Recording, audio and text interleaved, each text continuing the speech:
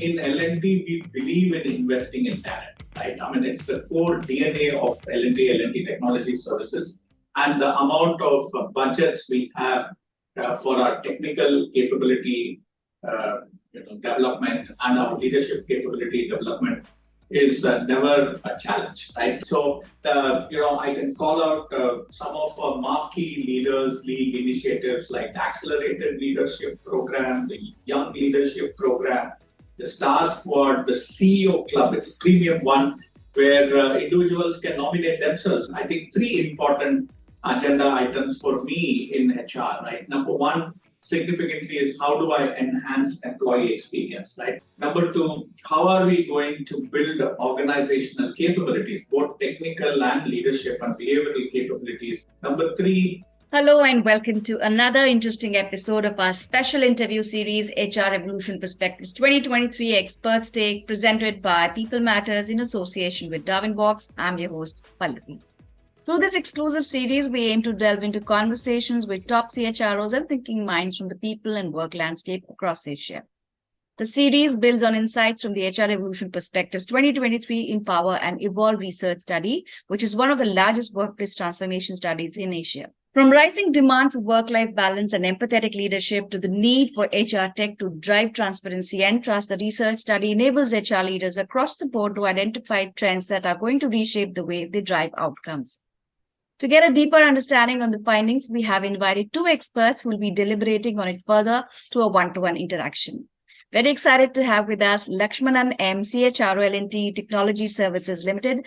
Lakshmanan comes with over 25 years of experience in various facets of the human resource function, with rich experience in talent acquisition, global talent management, compensation and benefits, and managing HR aspects of M&As, enterprise process improvements, and operations.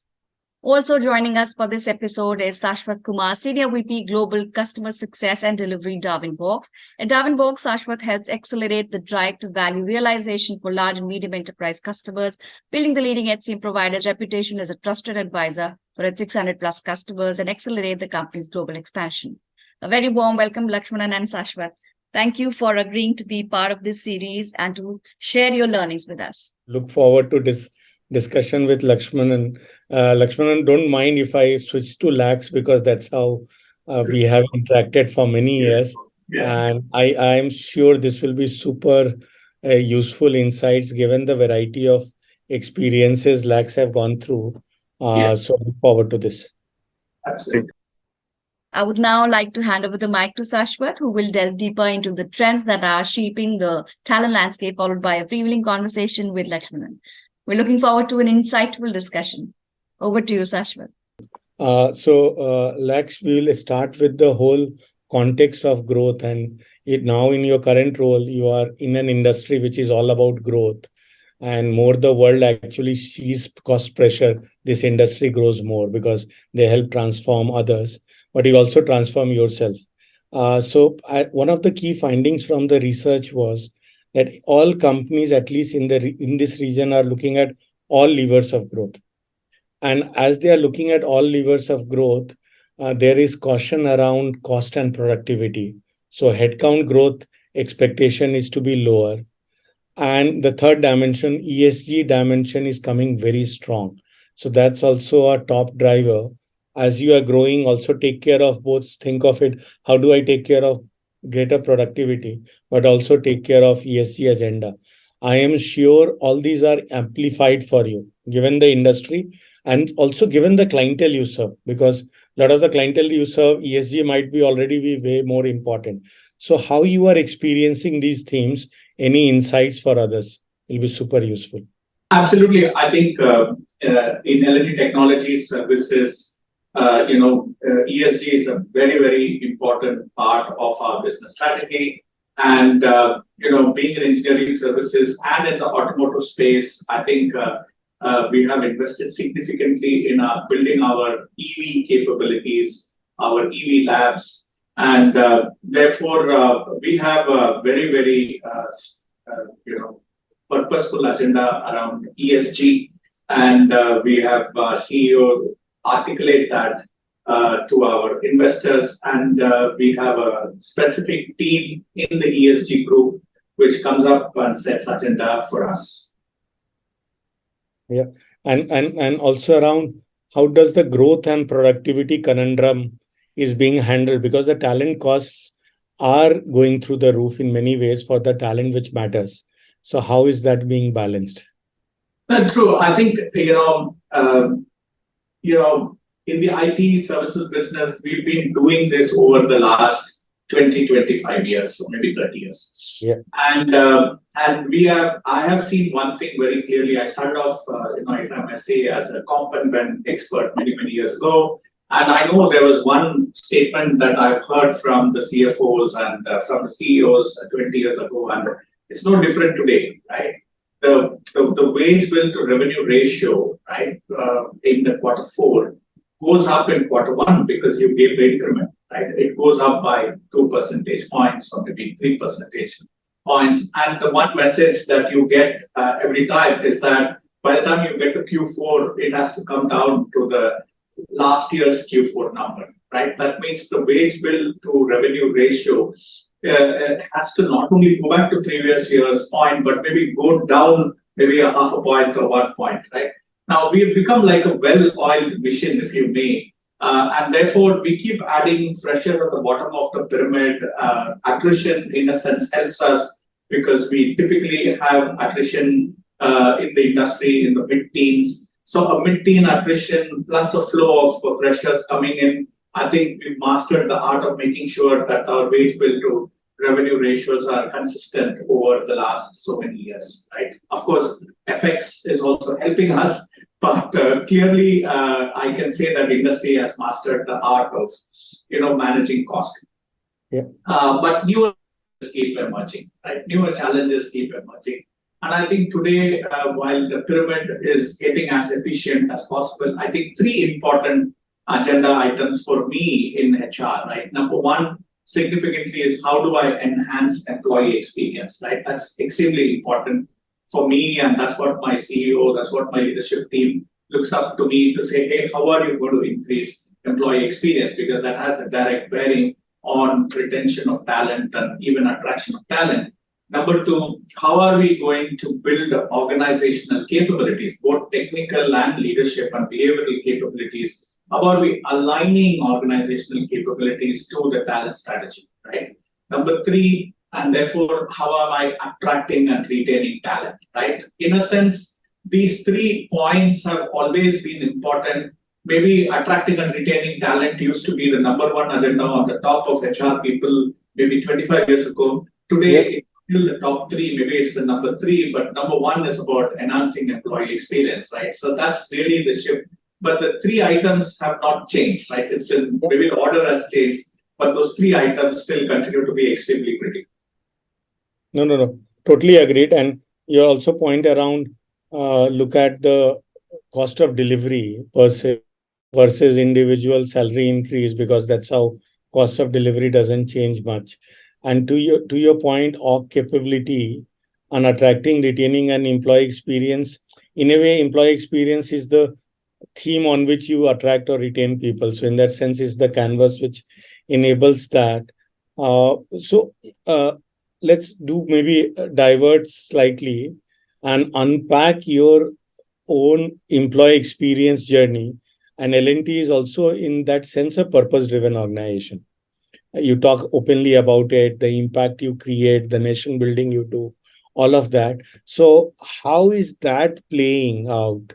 And how HR is translating it into hardcore realization? Because obviously experience itself is soft. But when you actually realize that I am really living that in my day-to-day life, how do you benefit as HR organization? How do we crystallize it so that it becomes better manifested for others as few employees experience that? So any insight there will be super helpful. I know this is a tough one and a curveball. You gave me the opening and I'm asking that. I think, like I said, we always knew that employee experience was important, but with the kind of attrition the industry was going through, 20-25%, post Y2K and all of that, you kind of did what you could do in terms of employee experience. But today, it is the center, right? It is the middle and center of every HR leader's agenda, right? You have to make sure that your employees have a good experience is right in the center, right? There's no two ways about it. My 2 cents around it is how do you enhance employee experience? I mean, it's not just about branding and building a great brand and aligning it to, my purpose and my vision. Of course, all of that are entry criteria, right? You need to have a vision, you need to have a mission, you need to have a value. All that is clear, right? You need to have a brand, talent brand, all that is clear. But I think when the rubber hits the road, I think there are 3 or 4 very important things you have to do to enhance employee experience. Number one is, you have to deploy your talent efficiently, right? Number 2, you have to build a very robust leadership pipeline, right? Number 3, you have to increase your retention. Number 4, you have to reduce your people cost. Number 5, and that's the most important according to me, you have to build a culture which is extremely nurturing and enabling for growth, right? So, I mean, these are the 5 important things. And if you can do these 5 things much faster, right? And how can you do these things much faster is perhaps the better way of articulating it.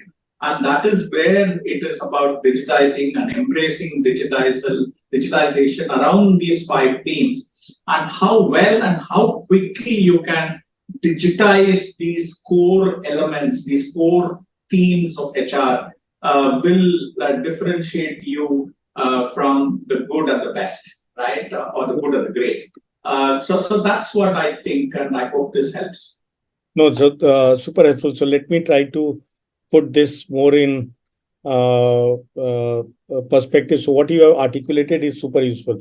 So in a way, you are saying that while our promises are great, how do you realize it from a real moments perspective is important. And like this goes back to the old moments where not now, it was even in beginning 2000, 2001, people were saying moments that matter and so on.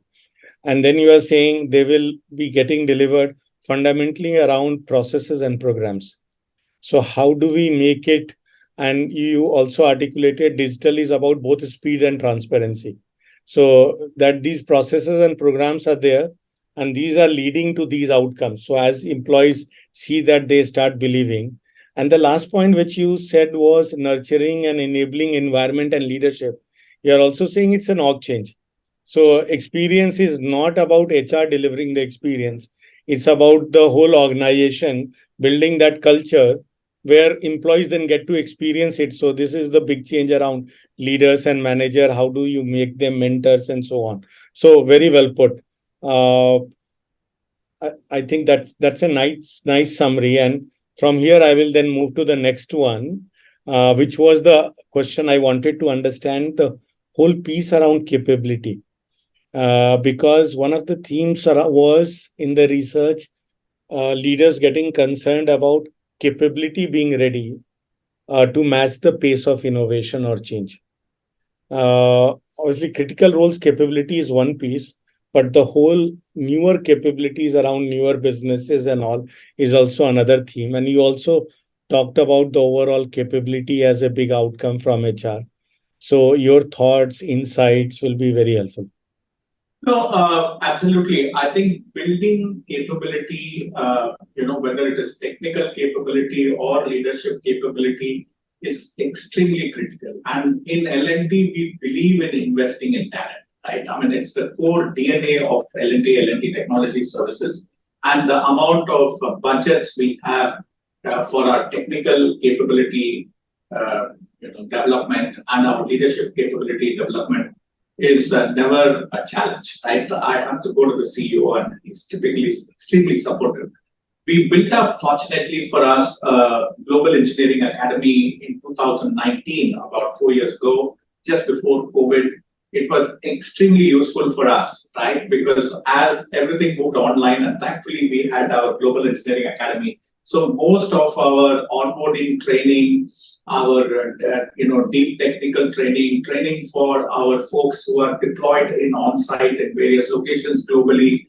I think our Global Engineering Academy has come in the forefront, and we were lucky to attract extremely good talent who have a mix of Yes. academic. So our GA, we set it up in 2019, and from 2019, till now, over the 4 years, I think the amount of investment we have done, we've been lucky to attract faculty who are in the academic world and moved into the corporate world, and they have come in and built those building blocks of enhancing technical capabilities in the organization.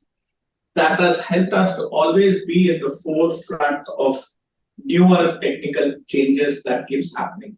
We now deliver programs for our employees deployed in customer locations in US and Europe from India, and people take great efforts to attend to these programs after their office hours in the US, take a great effort to invest their Saturdays and Sundays in upgrading their competencies. And because of rapid digitalization, we have also been able to deploy a lot of learn by yourself modules, right? Bit-sized learning, 7-minute learning, 9-minute learning modules. We've also tied up with several learning vendors, learning partners, more than 2-3 of them, from whom we source content, and we make this content available to our employees. So a significant amount of investment has been done to enhance our technical capabilities over the last 4 years. In terms of our leadership capabilities, I think we have a strong framework, and we call it the Leaders League, right? The Leaders League is a framework where we identify the talent, we put together a learning journey for them, in terms of where they need to learn. We provide them opportunities on the job. We provide them knowledge, content.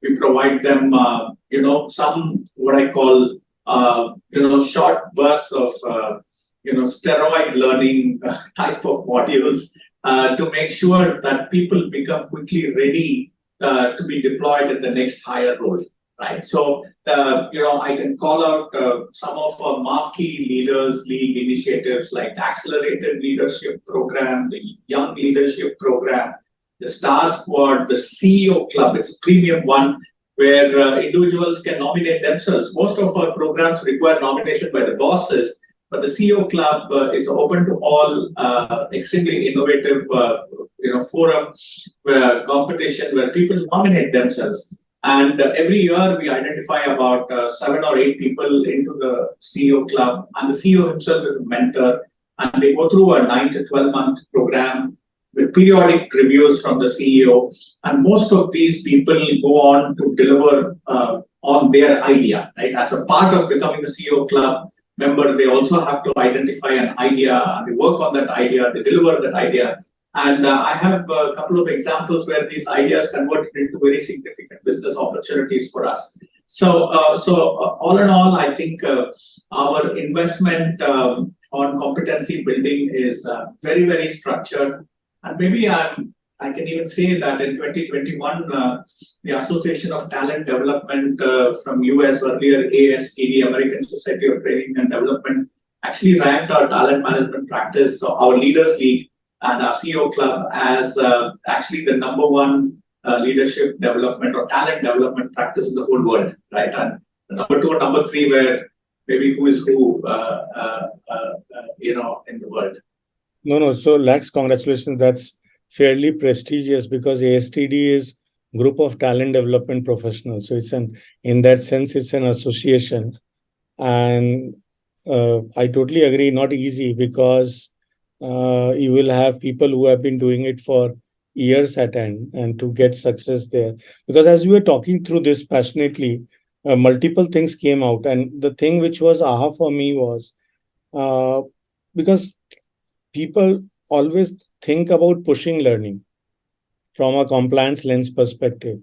What all of us miss is that if you look at all the engagement science data of last 40, 50 years, careers and growth and growth has been a biggest point from all respondents, from all employees. And in a way, capability growth is also a growth if it's translated in their mind.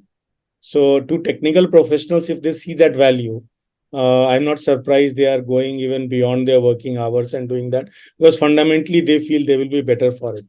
So that speaks to the quality of the program. So this is super useful. I will now move away from business and outside focus to your own journey in your function, which is HR. So some insights around your HR transformation journey itself, because I know you have been at it for some time. So both pains and milestones will be useful for others to listen to and learn from. Sure. No, I think if I can take the same point, competency building around and give you some metrics and statistics that we have more credibility, right? The first thing is, I think our top talent funnel, right? About 3 years ago, it was about 15% or less than 15%. Today, we are 25% of the top talent is in our leaders league bucket, right? And that's number one metric. Number two metric, I can say that our talent movement, right? Talents who have moved vertically, right, in the organization has moved from 6% 3 years ago to 15% last year to 24% of this, leaders league have moved vertically in the organization. Vertical growth. Our attrition rate in this particular group of people is half the company-wide attrition rate, or less than half, maybe it's, it's maybe 45% of the company's attrition rate, right? It's much, much lower. And nearly 1/3 of the internal job posting, right, IJPs that we release gets filled with talent from this bucket, right? So that's like, a vindication for me and my leadership team for the kind of investment we are making in these initiatives. Clearly, from a IT transformation or employee experience transformation agenda, if I look at it, I think one of the important shifts that has happened in my company over the last 12 to 24 months is the focus on using digitization for compliances, right? And when I start looking into the process map of some of these compliance related activity, I noticed that there is a enormous amount of manual intervention in these compliances, right? So I put a focus on saying that there will be zero manual interface, right? Which means system A will talk to system B and system B will talk to system C and the report will be generated, no manual interface. Nobody is going to manually update an Excel file. Right, so that's the degree of focus on compliance. So from a transformation agenda perspective, for example, if I talk about immigration compliances, right, which is a very, very big thing for us in IT services, engineering services business, right? That's a big focus area for transformation. Number two, compliances, statutory compliances, right, in India, right? The amount of focus we have on statutory compliances in terms of making sure that system data flows into the compliance reports, right? Not manual Excel sheet data, right? Cut all the Excel sheets out of the system is a big agenda that we were driving, and there has been all this amount of change that we have been able to bring through in compliances, right? Our biggest frustration that I used to get when an auditor finds out that there is an error in a report and you go back and find out that they say, oh, it's a manual error, it's a human error. That seemed to be our biggest, getaway, which was very, very frustrating. But today I would say that we are almost there, right? Almost 99% automated most of our statutory reports, compliance reports in the company, right? That's a big piece. Number two, in terms of HR transformation agenda, of course, we talk about improving employee experience or improving employee touch points, right, wherever. So making sure that welcome to the family is our onboarding module, and everything on that onboarding module is without human interface, right? From the way data will move from the recruitment module to the onboarding module to the employee going online and submitting all of this information himself into the system, to the triggering of the background verification process, which goes into some other vendor, BGV vendor, 2-3 different vendors. They go and do and they upload their report, and automatically their report status getting uploaded into our systems, to medical reports getting triggered and getting uploaded into our systems.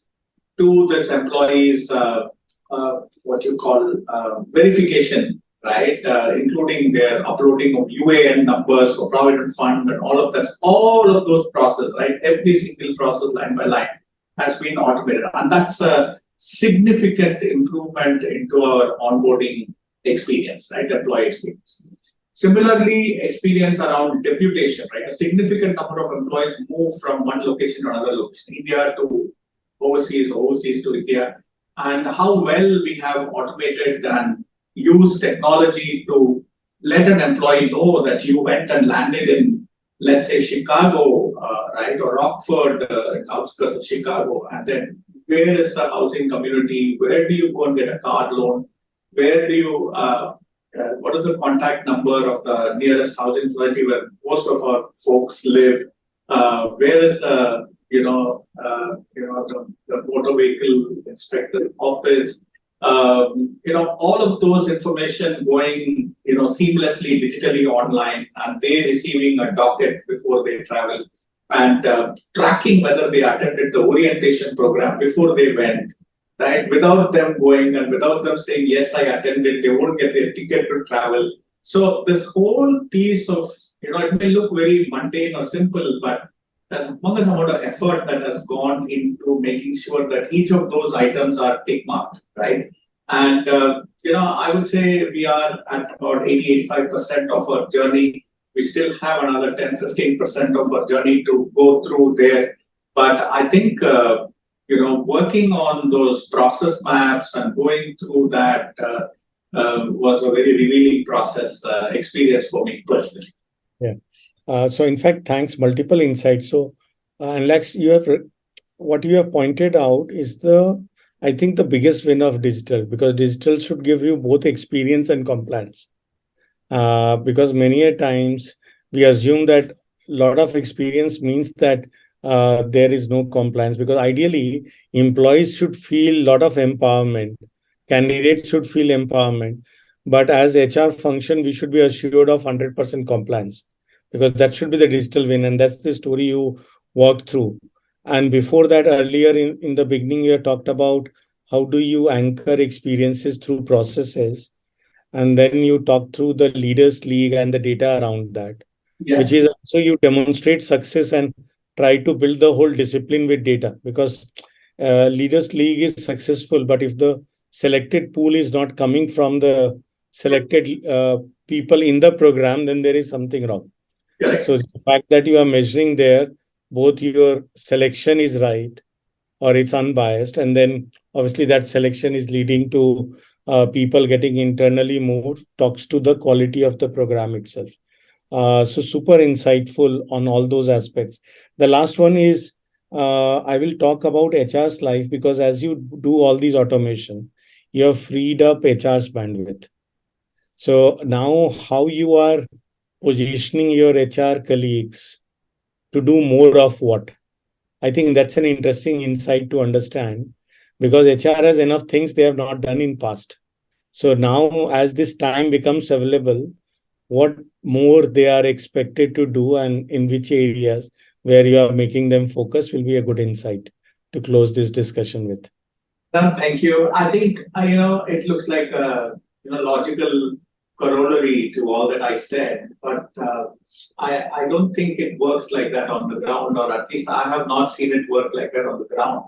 And maybe there could be many reasons, but the topmost reason is growth, right? Now, growth in many sense, right? You had a phase when you had a very high attrition. That means you have to fill that many people.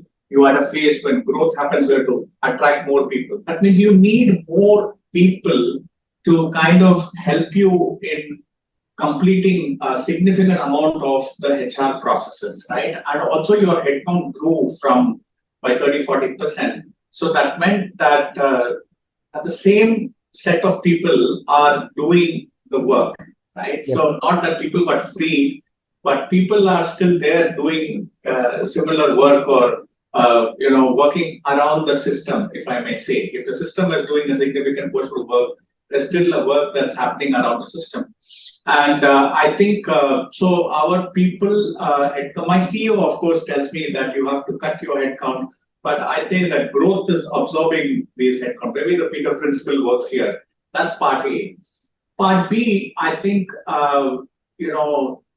the challenge is, the mindset and the resistance to change from our HR people, right? Leaders and also team members on the ground, how well they are able to understand that as these systems comes and takes over, as these bots comes and takes over, I need to do something else. I need to upskill. I need to reskill. I think those issues, are still percolating, and in some sense, we are still a talent-starved market, right? So, if my company has got better systems, some other company is still at a different stage. So, this person gets a job somewhere and goes away. The person does not really upskill or reskill or move up the value chain, unfortunately. We are still in India.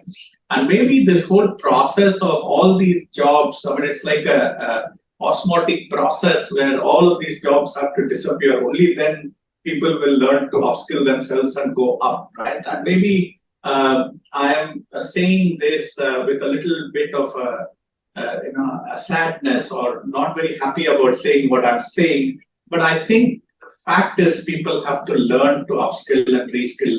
And I somehow see the mindset change that is required on the part of people on the ground and also HR leaders, next level leaders. I think there's a little bit of a change and resistance. And I think we have to, work through this. When people may go out and get other jobs, right? In other companies, going back to do the same thing they did in our company somewhere else. But I think as an industry, as a whole, as a talent landscape, if all the people have to go up, I think some of these have to disappear from the entire industry. Some of these jobs, low-end jobs, have to disappear. That's an input.